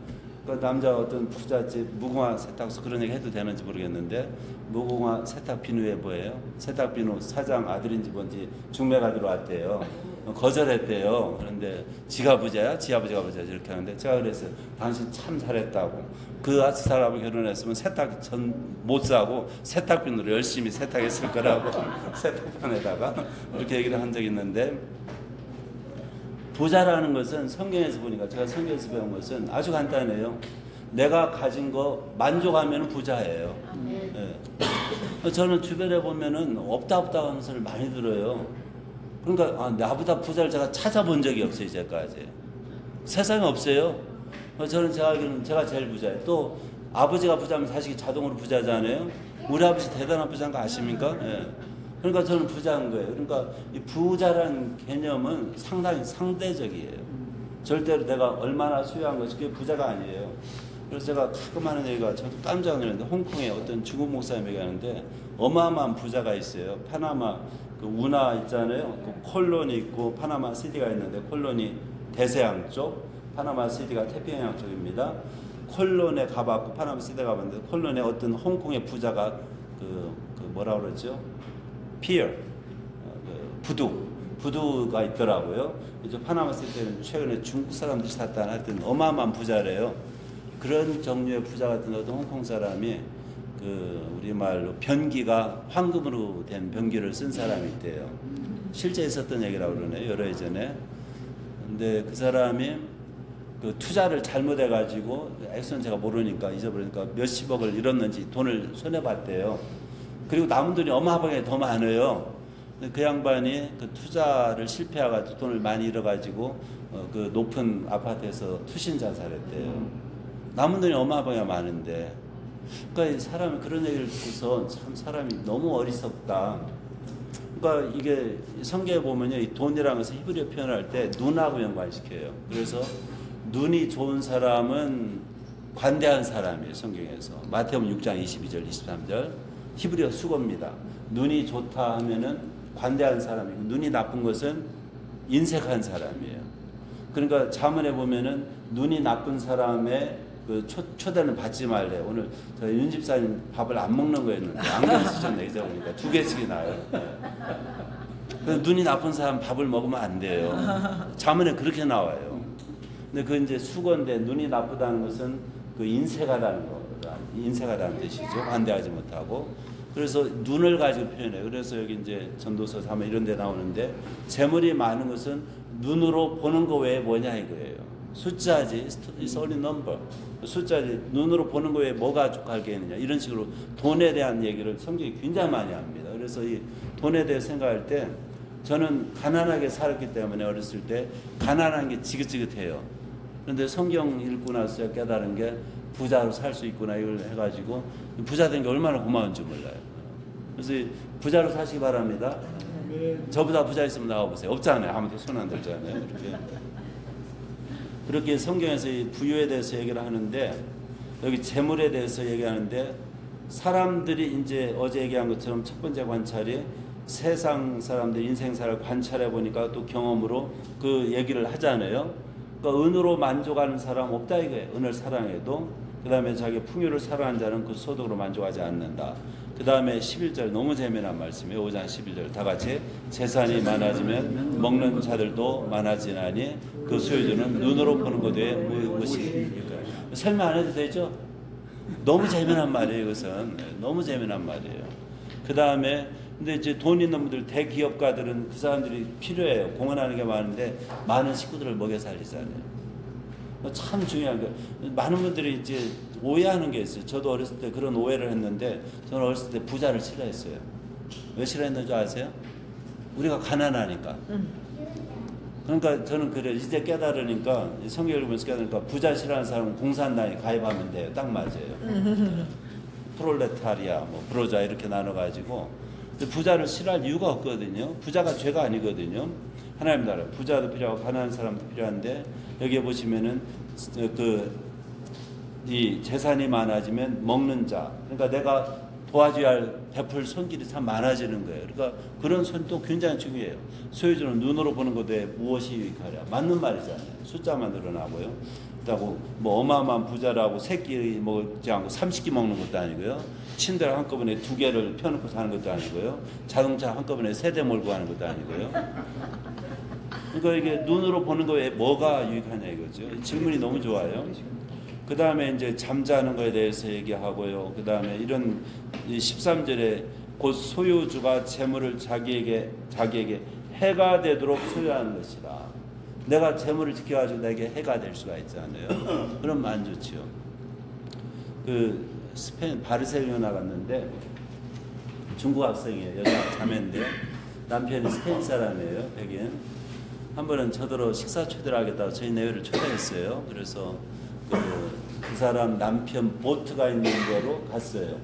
갔는데 그 근처 식당에서 맛있는 거기는 양식을 하지 않고 자연산 해산물이잖아요. 그걸 아주 맛있게 고기를 생선을 먹고 보트에 들어가죠. 자기네. 그래서 보트에 가봤어요. 꽤 커요. 보통 보트가 좋은 건 집 한 채 값이라고 하는데 맞습니까? 네, 그렇게 하는데 근데 그 얘기를 하더라고. 이 자매가 저게 애물단지래요. 보트 관리하는 게 그 주차 정바한다고 그러나요? 돈도 많이 들고 즐길 때는 좋은데 그 관리하는 게 보통이 아니라네요. 저 이제 롱아일랜드 사니까 수영장 있는 집안들이 그런 얘기를 많이 하더라고요. 애물단지라고 모르겠어요. 근데 어쨌든 간에 뭘 누리려면은 그만큼 수고가 따르잖아요. 뭘 누리려면은. 근데 여기에 보면은 내가 이제 많은 것을 가지고 많은 것을 누릴 수 있다고 생각하는데 저는 그렇게 생각 안 해요. 그 관리가 필요한데 저같이 이제 단순함을 좋아하는 사람은 내가 많이 수요하면 할수록 더 힘든 것 같아요. 인생이 더 피곤한 것 같고. 그러니까 하나님께서 자기 분량대로 주시겠지만 어쨌든 간에 내게 해가 되도록 그렇게 지키는 것은 별 도움이 안 된다는 거죠. 지금 이제 중국인 남편 얘기했으니까 그 중국 학생 참 신앙이 좋은데 화가인데 원래 그래 그런 얘기를 해. 자기 남편이 자기하고 결혼하면서 그 집이 부자 집안이래요. 뭐 뭔가 해가지고 어마어마한 돈을 번 그 집안인데 남자 집안이 혹시 자기 재산이 여자 쪽으로 유출되는 게 걱정돼가지고 결혼 조건으로 이렇게 재산 관리를 완전히 별개로 하는 것으로 이렇게 해가지고 그래서 이 자매가 이제 지금은 그 남편도 예수를 믿어요. 세례받고 참 자매가 훌륭한 자매인데 이제 화가인데 그림을 굉장히 잘 그리나 봐요. 화가인데 그래야 화랑도 전시도 하고 돈을 벌잖아요. 그러면은 그 돈을 남편 통장에다 다 집어넣어 버렸대요. 난 소유 안 하겠다고 괜찮다고. 남편이 그걸 보니까 이제 감동이 되는 그 이후로는 이제 구자를 같이 텄는지 모르겠어요. 근데 이제 자기가 욕심이 없다는 걸 보여주니까 그게 감동이 됐나 봐요. 그런데 어쨌든 간에 돈 때문에 사람들의 관계도 깨지는 게 많잖아요, 실제로. 그러니까 이 돈을 지키는 게 웬만한 신앙이 아니면은 힘든 것 같아요. 돈이 있으면 있을수록 더 큰 신앙이 필요한 것 같아요. 그래서 제가 존경하는 분들 중에 어떤 분들이 있냐면은 돈이 많은데 예수님 사랑하는 분은 대단한 분들이에요. 쉽지가 않을 것 같아요. 저 같은 사람은 그런 용기가 없어요. 내가 돈 많으면은 내가 지금처럼 하나님에 대해 관심이 있을까? 없을 것 같아요. 위험한 것 같아요. 저 같은 경우는. 그러니까 하나님이 알아서 대충 쓸 만큼만 주시는데 그러면서 부자라고 저는 말하잖아요. 네. 그 다음에 쭉 읽어보시면 이제 우리가 다 아는 얘기예요. 재물에 대한 얘기를 하는데 이 18절에 이제 긍정적인 얘기가 나오잖아요. 참 누리는 거, 인생을 누리는 거, 먹고 마시고 누리는 그런 얘기를 하는데 제가 이걸 자세한 얘기는 다 설명 안 하고 쭉 넘어가시고 6장에는 약간 재물 밖으로 넘어가는데 제가 그냥 인위적으로 5, 6장을 붙여버렸어요. 그런데 오늘은 6장을 설명 안 하겠고 신약으로 가가지고 아까 누가복음 있잖아요.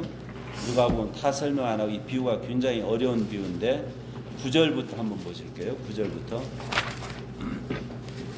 누가복음 16장 9절부터 저는 이 구절을 굉장히 좋아하는데 이 예수님의 가르침인데요. 예수님의 가르침인데 9절부터 11절 여러분이 눈 뜨고 읽으시면요. 관심 갖고 읽으시면은 성경에 돈에 대해서 얘기를 굉장히 많이 합니다. 돈에 대해서. 옛날에 우리는 이제 2조 때 유교 영향 받아가지고 양반들은 돈을 만져요, 안 만져요? 안 만져요. 저희도 부모님이 소위 말하는 몰락한 양반 집안이라 어쨌든 그런 걸 이제 은연중에 배우는 것 같아요. 저희 집안은 선비 집안이었는데 양반들은 돈을 안 만진다고 제가 들었어요. 그리고 이제 뭐 그 거칠에 많잖아요. 뭐라고 합니까? 거칠에가 많은데 여기 보시면 성경에 보시면은 돈에 대해서 노골적으로 얘기를 해요. 엄청나게 많아요, 실제. 예수님이 돈에 대해서 얘기를 하는데 아까 얘기한 것처럼 하나님 아버지의 가장 큰 경쟁자가 돈이라고 예수님이 말씀을 하셨어요. 이게 두 군데 기록이 되어 있어요. 여기 16장에 있고 마태복음에도 기록이 되어 있는데 여기 누가복음 16장 보면은 돈이 무엇인가? 이것을 우리가 배울 수가 있어요. 돈이란 도대체 무엇이냐? 돈이란 도대체 무엇이냐? 첫 번째, 불의의 재물이라는 표현이 9절에 나오고 10절에 나오고 11절에 나오죠. 맞습니까? 영어로 번역이 몇 개가 있어요. 불의의 재물을 unrighteous money 뭐 이런 식으로 번역한 게 있죠. 제가 지금 영어성이 여기 없어요. unrighteous money. 불의의 재물. 저기 뭐라고 되어 있어요? unrighteous wealth 이렇게 번역이 되어 있는데 불의의 재물. 이 구절은 좀 해석이 필요합니다. 왜냐하면은 이걸 잘못 해석하면은 돈은 무조건 나쁜 거예요. 어떤 분들은 이제 야고보서에 돈은 일만 악의 뿌리다 그걸 기억하잖아요. 그 말은 돈이 악이라는 말이 아닙니다. 돈이 일만 악의 뿌리라고 야고보 예수님 동생 얘기를 했는데 예수님은 돈을 불의의 재물이라고 했는데 이것은 해석이 필요한데 무슨 뜻이냐면은 저는 이렇게 이해해요. 이 말을 돈이라는 것은요 그 자체는 악이 아니에요. 돈을 많이 소유하는 것은 죄가 아닙니다. 부자는 죄인이 아니에요. 절대 오해하지 마세요. 근데 이 돈을 왜 불의의 재물로 이렇게 얘기를 하느냐면은 돈이라는 것은 희한해요. 이 세상에는 우리가 아무리 관심을 가져도 우리가 그렇게 나쁘게 죄를 짓거나 그런 방향으로 이끌지 않는 게 많아요. 이제 자연 애호가들이 많죠. 그렇죠? 자연에 가서 활동하고 나가서 하이킹 한다든지 그런 걸 좋아하는 사람들 있잖아요. 운동도 좋아하고. 그럼 여러분 자녀들이 만약에 운동 좋아하고 그러면 걱정되세요? 걱정될 수는 있어요. 저희 남동생이 축구를 어렸을 때부터 좋아했어요. 우리 어머니가 걱정되더라고요. 집이 가난해서 먹을 게 없는데 왜 운동을 해? 이런 걱정. 근데 가난한 집이 예술한다면 돈도 없는데 어떻게 예술 이런 걱정할 거 아니에요? 근데 그런 특별한 거 말고 운동한다면 애들이 게임하는 게 좋아요? 운동하는 게 좋아요? 이 아이가? 예? 그러니까 밀어줄 수 있겠죠? 운동한다면은? 게임보다 밀어주잖아요. 그러니까 어떤 좋아하는 그런 무슨 활동은 그렇게 죄하고 불의하고는 관계가 없어요, 사실은. 예술 활동도 그렇지 않아요? 따라 다르겠지만. 그래서 이 재물이라는 것은 희한하게 관심을 가지면 가질수록 좋아하면 좋아할수록 죄로 쉽게 들어갑니다. 불의로. 그건 동의하실 수 있잖아요. 돈이라는 것은 희한하게 관심을 많이 가지면 가질수록 좋아하면 좋아할수록 불의에 빠지기가 쉬워요. 희한하게. 그건 여러분 동의하실 수 있어요? 동의 못해요? 말씀해 보세요. 네? 그런 현상이 있잖아요. 그런 의미에서 예수님이 이것을 불의의 재물이라고 말씀하신 것 같아요. 물론 앞에 비유를 이해하면 더 쉽게 되는데 그것까지 안 가도 그 정도로만 설명해도 될 것 같아요. 근데 이 불의의 재물을 예수님이 말씀하시면서 9절에 보면은 불의의 재물로 친구를 사귀라. 그리하면 그 재물이 없어질 때에 그들이 너희를 영주할 서서로 영접하리라. 이제 이걸 전체 구절을 이해하려면은 이제 문맥을 이해를 하셔야 하는데 앞에 그 비유를 청지기가 있어요. 청지기. 스튜어드. 청지기가 있는데 이 사람이 부잣집 재산을 관리하는데 자기 돈이 아닌 남의 돈을, 주인 돈을 관리하잖아요. 근데 뭔가 문제가 있어요. 근데 잘 몰라요. 무슨 문제인지. 그래서 주인 귀에 들어가서 그래서 주인이 이 사람을 파이어 시켜요. 파직한다고 그러죠. 파직. 쫓아내는데 근데 이 시간 이제 이 친구 어카운트 그 회계장부를 정리를 해야 하잖아요. 근데 그 짧은 시간을 이용해가지고 이 친구가 머리 굴려가지고요. 자기 일 쫓겨난 다음에 국리를 해요. 살국리. 거지하다니 부끄럽고 농사 짓자니 해본 적도 없고 여러 가지 힘든 게 많아요. 그래가지고 내가 좋은 방법이 있다. 그 주인한테 돈을 꿔간 사람들 있잖아요. 그런 사람들 다 불러요. 너 얼마 빌렸어? 너 뭐라 그러죠? 10,000불 빌렸습니다. 그럼 뭐라고 쓰라 그래요? 5,000불 해가지고 사인을 바꾸고요. 그러면 그 사람이 누구에게 감사해요? 청지기에게 감사하잖아요. 그러면 이제 나중에 나 조금 일이 안 될 때 안 풀 때 좀 도와줘 이렇게 할 거 아닙니까? 이렇게 하는데 이게 도대체 이 비유에서 그런데 주인이 그 종을 칭찬하지요. 그게 이해가 안 되시잖아요. 근데 주인이 칭찬한 것부터 얘기할게요. 그건 이해가 쉽게 될 수 있는 게 뭐냐면 주인이 그놈 봐라. 나쁜 짓이지만 일 똑똑하게 하네. 지 앞길은 챙기네. 이런 거에 말하자면은 머리 잘 굴리는 그 악한 그러한 그 간교한 지혜 그런 것을 칭찬한 거예요. 그런 짓이 훌륭하다는 게 아니고 그놈이 지 살 길을 그러니까 이 세상에 어디에 굴려놔도 갖다 놔도 살 놈이다 이런 말이에요. 그게 꼭 칭찬 아니잖아요. 그래서 이제 주인이 그런 식으로 얘기하면 그건 이해가 되는데 도대체 이 사람이 청기가 어떻게 1,000불짜리를 500불로 받고 이게 문제잖아요. 이건 해석이 힘든데 제 생각에 유대인들은 유대인들 사이에 히브리 사이에 이자를 못 받아요. 이자를. 제 생각이에요. 제 추측인데 이 친구가 이 청지기가 장부를 2개 썼을 것 같아요. 장부를. 하나는 주인에게 보여주기 위한 장부, 하나는 자기 전용 장부. 그 빌린 사람들하고. 주인한테 보여주는 장부는 100불 빌렸으면 100불이고 빌려줬으면 주인도 자기 장부에는 얼마로 빌려줬어요? 이자 포함해가지고. 그랬을 가능성이 큰 것 같아요. 그럼 나중에 왜 어떻게 이 사람이 깎아줬느냐? 이자 그거 한 거 다 내려놓으면 돼요. 돌려놓으면 돼요. 주인한테 하나도 손해 안 돼요. 그럴 가능성이 있는 것 같아요. 저도 고민하다가 그냥 추측한 거니까 틀릴 수도 있어요.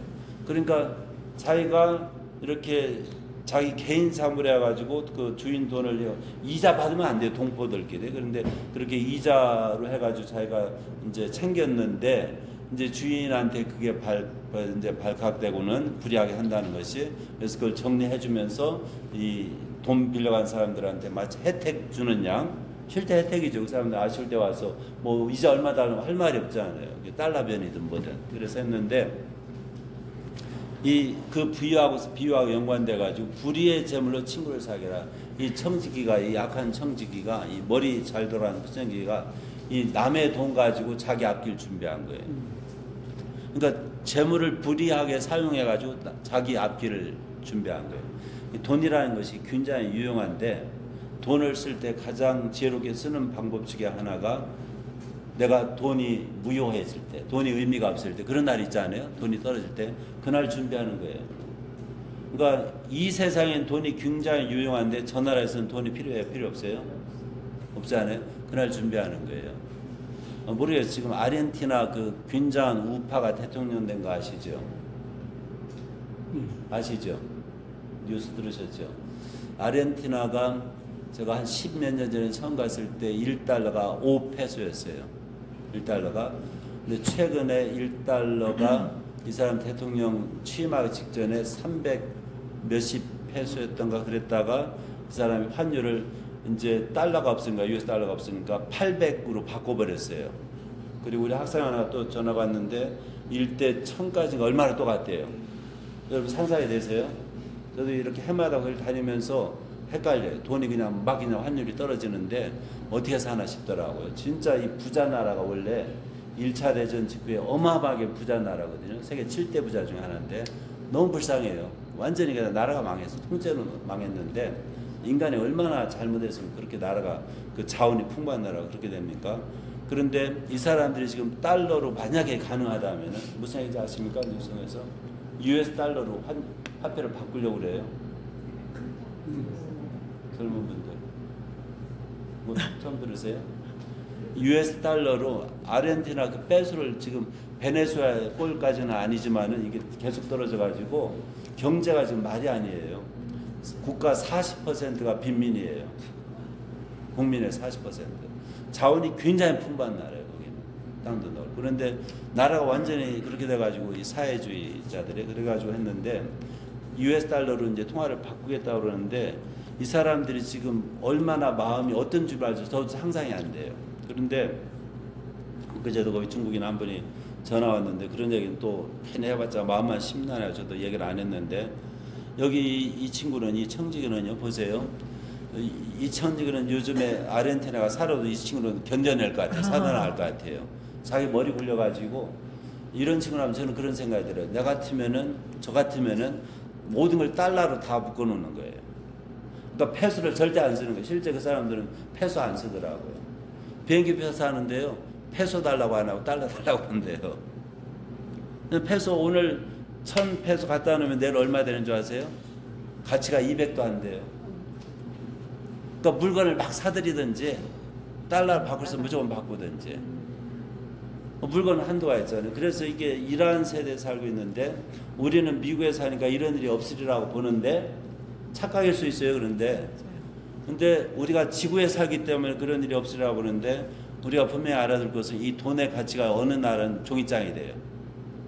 그 베네수엘라 사람들이 돈 이만큼 가지고 옆에 콜롬비아 가서 빵 한 조각 산 거 사진을 보셨어요? 예? 거의 환율을 1대 100만 이렇게 내려간 거 아세요? 베네수엘라? 지금 중국 사람들 거의 한 50만 살았는데 다 도망갔다 그래 거의 다. 지난번에 파나마 갔을 때 들은 얘기예요. 이 세상이 그래요. 그래서 돈에 대한 내가 돈에 기댔다가는 낭패 볼 날이 있다는 거예요. 하나님께서 돈을 예수님이 불의의 재물이라고 하는데 이 불의의 재물로 친구를 사기로 그러니까 내 살 길을 마련하는데 돈이 또 굉장히 유용해요. 돈을 가지고 우리가 언제 준비할 것이냐 재물이 없어질 날 또는 재물의 가치가 떨어질 그날을 준비해 가지고 영주할 너희를 영주할 처소로 영접하리라 이렇게 얘기했잖아요. 만약에 돈을 가지고 우리가 그 영원한 나라를 준비할 수 있다면 이건 굉장히 지혜로운 일입니다.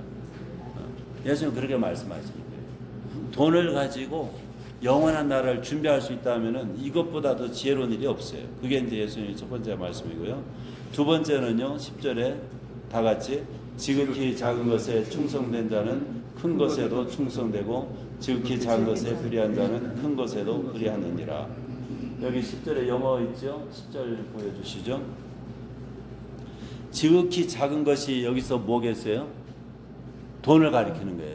이 문맥을 보면은 지극히 작은 것은 10절이니까 돈을 가리키는데 very little is also very much.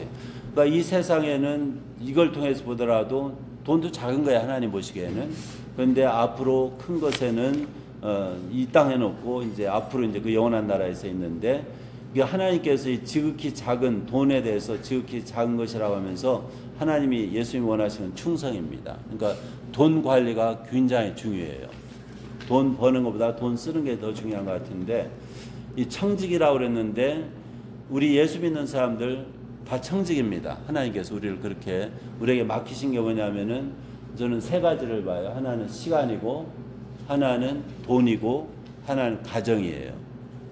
그러니까 어떤 사람이 진짜 좋은 그리스도인이냐 아니냐 보려면은 교회 열성도 가지고는 몰라요.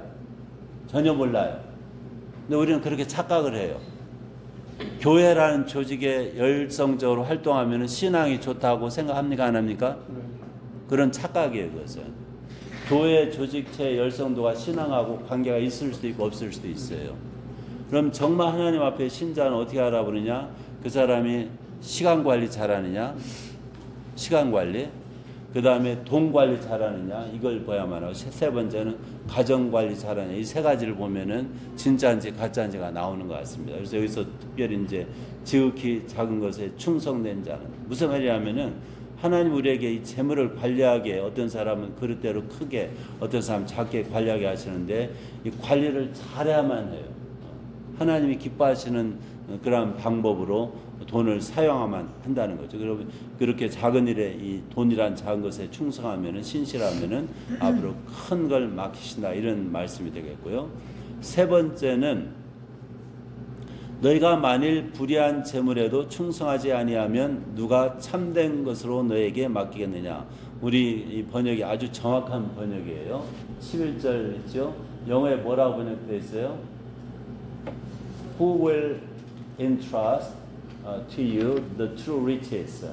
The true riches가 있잖아요. 재물이라고 번역할 수 있겠죠. 저것은 돈 좋아하는 사람이 번역한 성경입니다. 저 구절은 어떻게 하느냐면은 riches라고 번역, 재물이라고 번역할 수 있는데 이 재물을 여기서 이제 앞에서 마몬으로 여기 기록이 되어 있어요. 헬라어로 음역을 마몬. 헬라에서 마몬은 남성, 우리말로 남성이라고 합니까? 양성, 남성, 메스큘린. 남성으로 기록되어 있어요.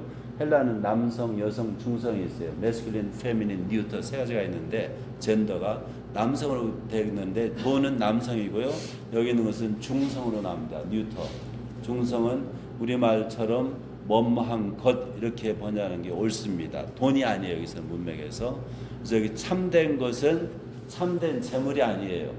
저분은 돈을 너무 좋아해가지고 이 세상에도 돈이 없고 저 하늘에도 돈이 없으면 무슨 재물로 사냐 이런 주의예요.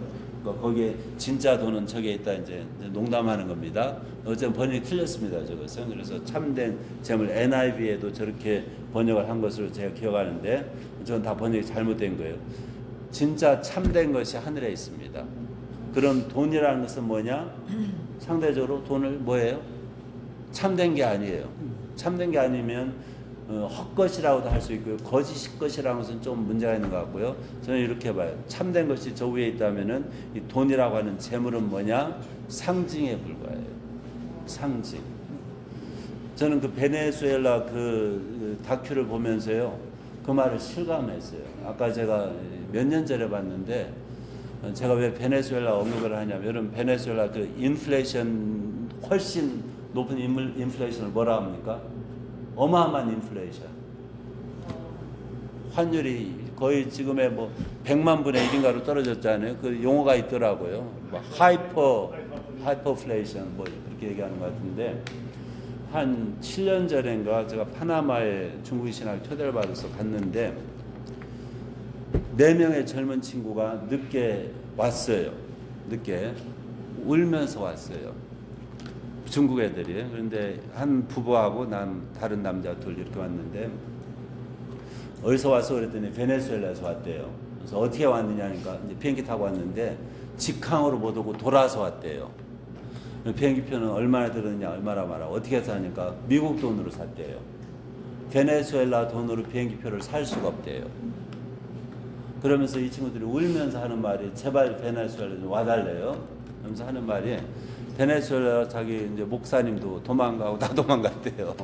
경제가 안 좋아가지고. 그리고 그 상황을 얘기하는데 이 친구가 한국 사장님 밑에서 일하면서 예수를 믿게 되고 한국 사장님이 호텔에 가서 어디 출장 가서 기도하는 걸 보고 감동을 받았나 봐요. 그래서 어제 예수를 믿었다는데 그때 이제 한 7년 전에 베네수엘라 사정을 얘기하는데 어떻게 사람이 이 국가라는 조직을 해가지고 어떻게 저런 삶을 살게끔 백성들을 저 모양으로 만들어 놓을까?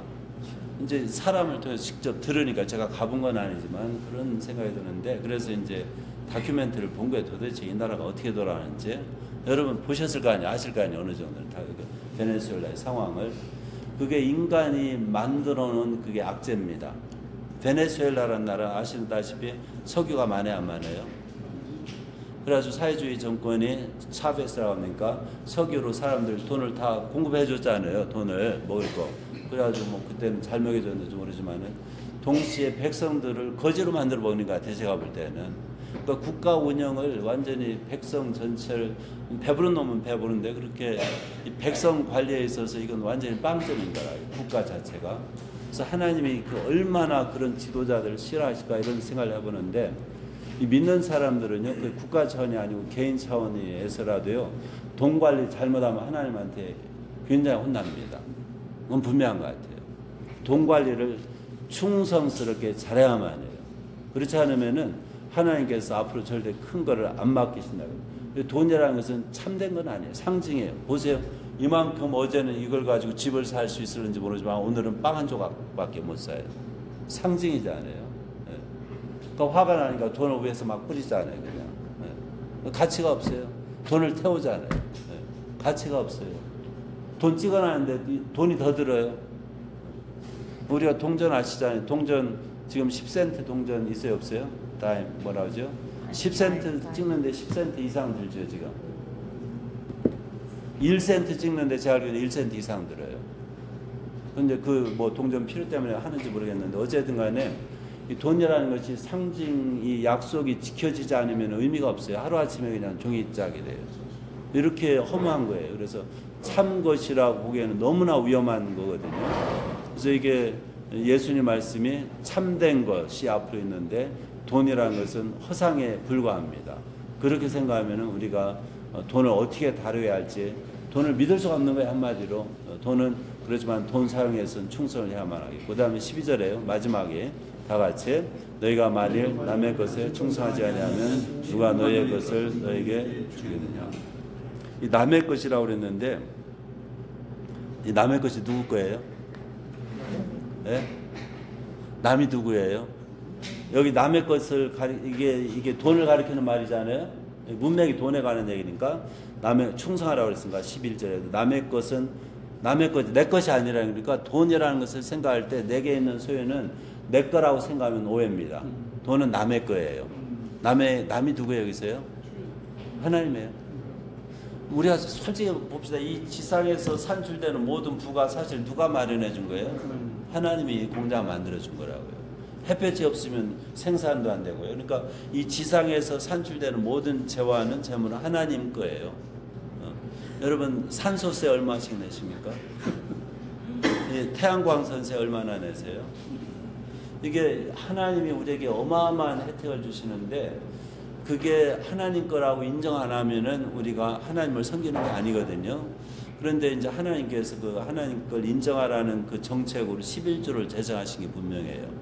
그 11조라는 건 뭐냐면은 하나님이 야, 네 재물은 다 내 거야. 근데 내가 너 10분의 9 가지고 먹고 살게 할 테니까 누리게 할 테니까 가져 괜찮아. 10분의 1은 나한테 내놔. 그게 11조 같아요.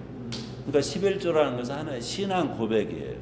이게 하나님의 것이라는 것을 고백하는 그러한 수단으로서 하나님이 이스라엘 백성에게 11조를 가르친 것 같은데 이런 식으로 하나님의 아들 예수님이 돈에 대해서 가르치셨어요. 그래서 이 돈에 대해서 우리가 정확하게 알면은 기독교인으로서 돈을 가지고 어떠한 청지기 노릇을 해야 하는지 이것을 배울 수가 있는데 문제는 제가 볼 때 이게 쉽지가 않아요. 왜냐하면 돈이 너무 좋고 너무 매력적이고 돈이 내 수중에 남아있기를 원하고 다른 데로 나가는 걸 싫어하고 내가 쓰기를 원하고 그런 게 다 있잖아요. 그러니까 돈의 유혹은 너무너무 세요. 그래서 돈을 이길 수 있다면은 하나님을 섬길 수가 있습니다. 돈 문제를 정리가 된다면은 하나님을 섬길 수가 있어요. 근데 그 돈의 유혹의 장벽을 이기지 못하면은 하나님 믿기가 불가능합니다. 그래서 예수님이 너희가 돈하고 하나님 아버지하고 같이 섬길 수 없다 이런 말을 하는데요. 여기 이제 5장, 6장까지 다 안 읽어도 되는데 사실 5장에 이제 거의 다 이제 돈에 관한 경제에 관한 얘기가 나오는데 이제 말씀을 이제 끝내려고 그래요. 우리 믿는 사람들도요, 목숨 생명이기 때문에 경제활동, 생업활동이 필요합니다. 그렇잖아요? 생업활동을 다 해야만 하는데 생업활동을 하면서 내가 이제 왜 생업활동을 하느냐 이제 우리 항상 이제 고민이 내가 왜 여기 이 일을 수고하느냐 이걸 생각을 해야 하잖아요. 저는 이렇게 생각을 해요. 우리가 생업활동하는 것은 하나님 그렇게 일해가지고 먹고 살라고 만들었기 때문에 하는데 근데 이 생업활동하는 과정에 있어서도 특별히 이제 재물 관리라는 게 있는데 이걸 어떻게 내가 하나님 보시는 그런 충실한 신실한 태도로 할 것인가 이걸 좀 늘 고민을 해야만 합니다. 고민을 해야만 해요. 이 고민은 이제 교회에서 별로 안 가르치는 것 같아요. 교회에서는 교회 헌금하세요 이건 말을 할 수가 있어요. 그 다음에 헌금해가지고 저는 그래요. 만약에 교회 헌금했는데 교회에서 헌금을 제대로 안 쓰잖아요. 저도 헌금 안 해요. 그 교회는. 목사님 저도 헌금 안 해요. 좀 그런 적이 있어요, 실제로. 내가 왜 해요? 교회 성금을 제대로 못 쓰는데. 예. 그러니까 내가 재물을 이제 어떻게 사용하냐, 개인적인 문제, 또 교회로서도 재물을 어떻게 사용하냐, 이것은 우리가 굉장히 관심을 가지고 생각을 해야만 합니다. 예. 인생에서도 안 되고요. 하나님 말씀, 인생하는 사람 싫어하거든요. 우리가 돈을 버는 것보다 더 힘든 게 돈을 쓰는 건데, 관리하는 건데, 이것은 보통 어려운 일이 아니에요. 근데 교회에서 이런 얘기 좀 더 많이 좀 했으면 좋겠어요. 예. 그리고 교회적으로도 또 개인적으로도 우리가 돈을 어떻게 써야 할지 이것을 얘기를 하는데, 어떤 미국의 아틀랜타가 봤던 어떤 미국 큰 교회 목사님이 책을 썼는데 돈 재정 늘리는 방법을 썼더라고요. 근데 미국 사람들이 자본주의라서 그런지 교회도 우리 교회 오면은 5자리 수치 연봉이 6자리로 올라갑니다. 그런 얘기 들으셨어요? 네? 못 들으셨어요? 제가 봤어요. 목사님 그런 설교를 하세요. 저희 교회 이름이 예수 공동체 교회인데 5자리 그 연봉 있던 분들 6자리로 올라갑니다. 관심 있어요, 나래야? 6자리 연봉은 7자리로 올라가요. 한 달. 관심 있죠? 미국 교회 목사님들 중에 그런 설교를 하는 분을 제가 미국 와서 들었어요. 근데 그게 끌어요, 사람을. 왜냐면 돈을 좋아하기 때문에. 근데 돈을 버는 자체가 나쁜 게 아니에요. 교인들이 다 부자 되면은 저는 이제 목사로서 그래요. 부자 교인 목사가 쉬우느냐, 가난한 교회 목사가 쉬우느냐, 부자 교인 목사가 쉽다고 봐요. 왜 그런 줄 아세요? 제가 돈을 좋아해서가 아니고, 이 레위인이 목사하고 비슷해요. 근데 레위인 먹이는 걸 보면 10분의 1 평균이에요. 그러니까 우리 한국 교회나 중국 교회나 목사는 가난해야 복이 좋지, 이러한 그 미신이 있어요. 여러분도 있잖아요. 목사는 가난해야 복이 좋다고. 그런 미신 있어요, 없어요? 저는 그런 미신을 가진 분들이 뭐라고 하냐면은, 목사가 가난하게 복이 좋으면 성도는 가난한 게 더 복이 좋습니다. 그렇게 말을 해요. 예. 왜냐면 목사도 성도 중에 한 명이거든요. 하나님이 이렇게 평균하게 하시는 건데, 그러니까 이제 성도가 다 부자라면은 평균이 목사도 그만큼 올라가는 거잖아요. 그러니까 성도가 부자면 목사에게는 제가 목회를 많이 하는 사람 아니지만 그게 더 편할 것 같아요. 부담이 안 되는 거예요. 제가 좀 먹고 살아도. 근데 가난한 교회면 자기도 이제 내려앉아야니까 그렇게 되는데, 이 모든 성도가 부를 누리는 것은 굉장히 좋은 거예요. 나쁜 게 아닌데, 근데 개인으로서든 교회로서든 이 돈을, 재물을 어떻게 사용하느냐, 이것은 좀 심각하게 고민을 해보시라고요. 고민하시는데, 어떤 분은 퍼주기만 좋아하는 분들도 있어요. 사실은 퍼주기만 좋아하는 분. 제가 그런 분을 한 분 아는데, 개인적으로 아는 게 아니고 책을 통해서 아는데, 기일해시라고, 지금 그분이 한 70대 중반 됐을 것 같아요. 작가인데, 그분 책을 제가 참 좋아해서 여러 번 수필집을 읽었는데, 옛날에 나중가 어디 전라남도 분인데, 광주. 이분은 남편이 선생님, 교사인데 가난한 사람 있으면 무조건 도와주는 거예요. 빚까지 얻어가지고 도와줘요. 그래서 그 책 읽으면서 이분 해도 너무했다 그랬는데, 근데 그 남편이 그걸 또 받쳐주니까 하는 거예요. 근데 특이한 은사가 있다 그랬는데, 어쨌든 간에 그분이 그 마음이 하나님 믿는 분이죠. 그분 감동하기를, 남이 옆에 가난한 사람 있으면 못 견디는 거예요. 필요한 사람 있으면. 그러니까 막 퍼주는 거예요. 아주 희한한 분도 있는데, 근데 그분 자손이 어떻게든지 뭐 모르지만은 하나님이 그러한 사람을 굉장히 좋아하시는 것 같아요. 그건 사실인 것 같아요. 네. 그건 사실인 것 같아요. 그러니까 그런 관대한 마음으로 베풀기를 좋아하고, 그러면 또 가난한 사람을 돌보고, 고아 과부들 보고, 하나님이 그 마음을 굉장히 높이 인정하시는 것 같아요. 그래서 하나님이 오죽하면은 고아 과부를 돌보는 것은 나한테 돈 빌려주는 거와 똑같다고 말해요. 여러분, 어마어마한 부자인 하나님한테 돈 빌려주면 기분이 얼마나 좋겠어요? 으스할 거 아니에요? 야, 나는 하나님 돈 구할 때 내가 돈 몇 푼 줬어. 그래 보세요. 얼마나 기분이 좋아요?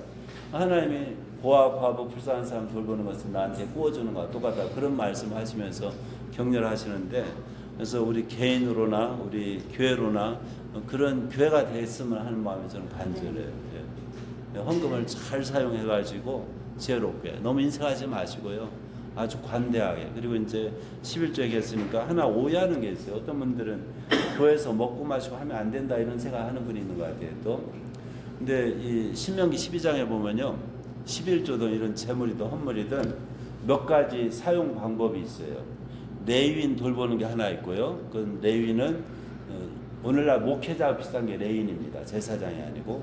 그 다음에 또 이제 고아와 과부 가난한 사람들 돌보는 게 있어요. 3년에 한 차례씩 성문에다 이제 곡식을 내놓으면 필요한 사람 가져가는 그런 게 있고, 또 하나 있는 거 여러분이 놓치시는 게 있어요. 많은 사람들 놓치는 게 뭐냐면은 그 화목제물 있죠. 화목제물이 어떤 건지 아십니까? 화목제물 peace offering. 그 뭐냐면은 고기예요. 그것은 반드시 애니멀인데 화목제물은 비둘기가 언급이 안 돼 있어요. 소나 양입니다. 양은 양념소예요.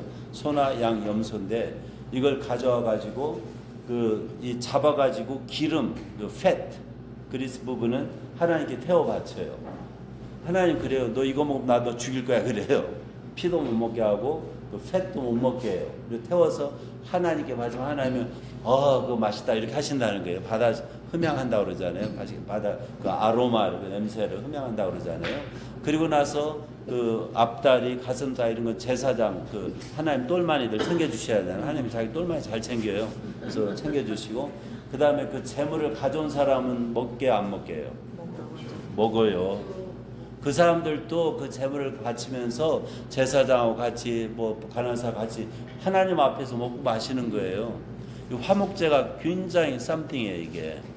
그러니까 하나님은 자기 자녀들이 자기 앞에서 옛날부터 먹고 마시는 걸 이렇게 좋아한 거예요. 마치 노인네들이 손자들까지 다 와가지고 모여가지고 먹고 마시는 거 좋지 않겠어요? 얼마나 흐뭇하겠어요?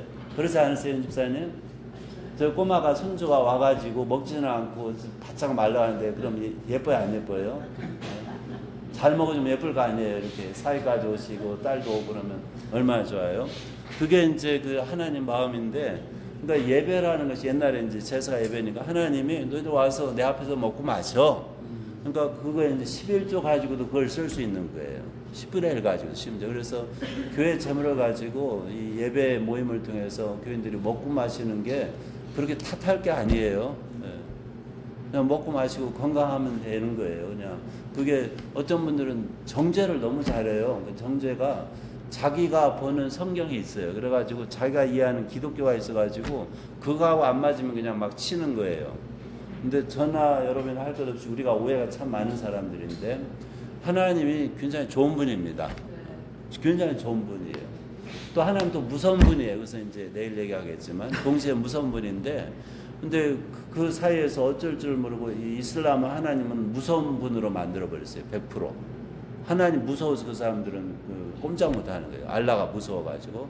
근데 우리 기독교인들이 이슬람교도 아니잖아요. 하나님은 굉장히 좋은 분이에요. 그럼 그분 앞에서 우리 재물 가지고 누릴 수 있고, 이게 전도서 내용이 그래요. 너희들 누리라 이거예요. 마음껏 누리라 이거예요. 그런데 이제 그렇게 마음껏 누리라 할 때는 뭐가 나오는지 아세요? but 이게 나와요. 그렇지만 세기를 박아버려요. 그것은 이제 내일 이제 아침에 얘기를 하겠는데, 어쨌든 재물과 하나님 사이에서, 여러분 그 재물과 하나님 사이에서 입장 전이가 안 되면은 괴로운 것 같아요. 기독교인들은. 저는 이 예수 안 믿는 사람들이 부럽지는 않지만은 그 사람들이 참 행복하게 산다 이런 생각을 가끔 해요. 그 사람들은 고민이 없잖아요. 돈만 향해서 오지. 근데 우리는 마음이 복잡해요. 그래서 이제는 복잡한 마음 다 걷어내시고 하나님을 맛보시길 바랍니다. 하나님 전하시면. 그러면 이제 사랑스러움 보이는 거예요. 질문하세요 이제. 아이고 얘기를 너무 반복을